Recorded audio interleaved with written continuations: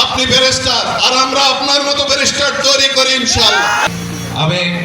আপনি একজন ব্যারিস্টার, অনেক যোগ্যতা সম্পন্ন আল্লাহ আপনাকে দিয়েছে।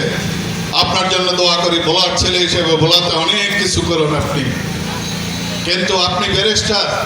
কিছুদিন আগে একটা ফোন করে বলছিল আমার এক ছাত্র, সেও ব্যারিস্টার, সুপ্রিম কোর্টের ব্যারিস্টার, গৌরনদী তার বাড়ি। বলছে স্যার আমি কিছু টাকা পাঠাই, আপনার মিষ্টি খাবেন। আমি আপনার মাদ্রাসায় পড়াশোনা করেছি, আজকে আল্লাহ আমাকে ব্যারিস্টার করেছে। আপনি ব্যারিস্টার, আর আমরা আপনার মতো ব্যারিস্টার তৈরি করি ইনশাআল্লাহ।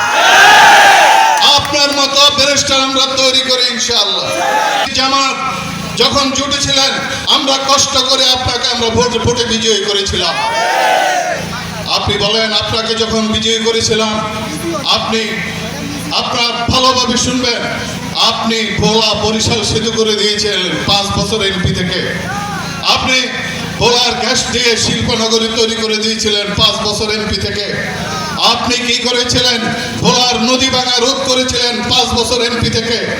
আপনি কি করেছিলেন? 5 বছর এমপি থেকে ভোলাকে বিশ্বমানের একটা হাসপাতাল করেছিলেন, মেডিকেল কলেজে করেছিলেন আপনি।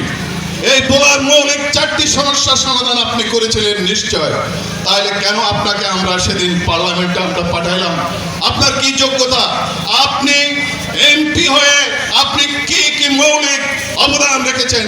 ইনশাআল্লাহ আমি আশা করি সাংবাদিক সম্মেলন করে আগামী 1 সপ্তাহের ভিতরে আপনি জাতির সামনে, ভোলাবাসীর সামনে আপনি তুলে ধরবেন। আমরা আপনাকে সাধুবাদ জানাবো ইনশাআল্লাহ। সুতরাং যদি না পারেন, তাহলে বাবা অহংকারমূলক কথা বলবেন না। অহংকারীকে আল্লাহ পছন্দ করেন না। অহংকার আল্লাহর চাদর, এটা নিয়ে টানাহেঁচড়া করা ঠিক না। সুতরাং আমি মনে করি ইনশাআল্লাহ জামাত ইসলামের ভিতরে শত শত ব্যারিস্টার জামাত ইসলামের ভিতরে আছে, ডাক্তার আছে, ইঞ্জিনিয়ার আছে। আমি ভয় পাই, আপনি কিছুদিন পরে বলবেন আপনি যে জোটের, আপনি এমপি প্রার্থী, আপনি কিছুদিন পরে হয়তো বলতে পারেন যে জোটের প্রধান, সে বলছেন যে না উনি যোগ্যতা আমার চেয়ে যোগ্যতা সম্পূর্ণ না, কোয়ালিফিকেশন দিকে অনেক কম। সুতরাং এই জোটের প্রধান বাত ব্যথা, প্যারালাইসিস কিংবা আর্থ্রাইটিস, আধুনিক ফিজিওথেরাপি ও পুনর্বাসন চিকিৎসায় নির্ভরযোগ্য নাম ডিপিআরসি। পরিবর্তন করতে হবে, এটা বলে বসেন কিনা আল্লাহ ছাড়া কেউ জানে না। সুতরাং আমি বেলুমিয়াবাসীর প্রতি উদাত্ত আহ্বান জানাচ্ছি, বিনয়ের সাথে বলতেছি, যোগ্যতার মাপকাঠি হবে কি? এক জ্ঞানী গাছের নিচ দিয়ে যাচ্ছিল, তখন গাছকে জিজ্ঞেস করেছিল তুমি কোন গাছ? গাছ উত্তর দিয়েছিল ফলেন পরিচয়েতে। আমার ফল যখন ধরবে তখন আমার বলা লাগবে না, তখন বুঝে যাবে যে আমি কোন গাছ। সুতরাং বাংলাদেশ জামাত ইসলামী শুধু কথায় বিশ্বাস করে না, ইনশাআল্লাহ কাজে বিশ্বাস করে।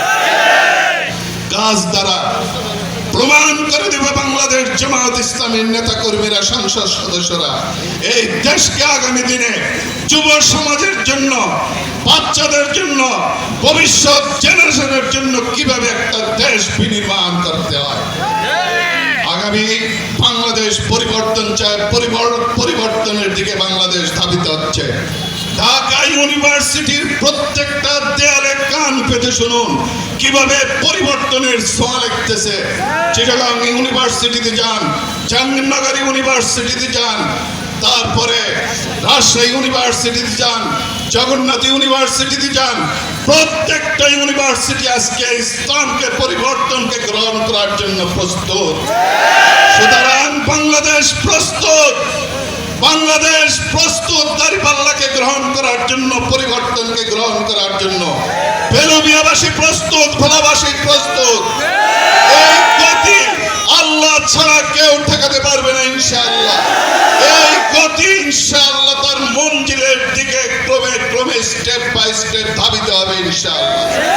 আমি বেলুমিয়াবাসীকে অনুরোধ করতেছি, আসুন আমরা সবাই মিলে ইনশাআল্লাহ আমরা আগামী পরিবর্তনের দিকে আমরা আমাদের দেশটাকে একটি সুন্দর দেশে পরিণত করি, সুখী সমৃদ্ধশালী দেশ গঠন করি, আমাদের দেশকে ক্ষুধা মুক্ত একটা দেশ গঠন করি।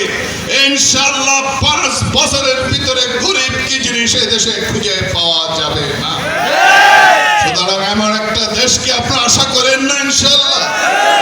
এটা জামাত ইসলামী ছাড়া 11 দল ছাড়া ইনশাআল্লাহ এটা সম্ভব না, অতীতে সম্ভব হয় না ইনশাআল্লাহ। এই জন্য বাংলাদেশের মানুষ আগামী নির্বাচনে প্রমাণ করে দেবে, ভোলার মানুষ আগামী নির্বাচনের দিকে প্রমাণ করে দেবে, বেলবিয়ার মানুষ আগামী নির্বাচনে 12 ফেব্রুয়ারি নির্বাচনে প্রমাণিত করে দেবে যে জামাত ইসলামী সঠিক, দাঁড়িপাল্লায় সঠিক, দাঁড়িপাল্লায় ভোট দিয়ে তারা পরিবর্তনের সূচনা করবে ইনশাআল্লাহ।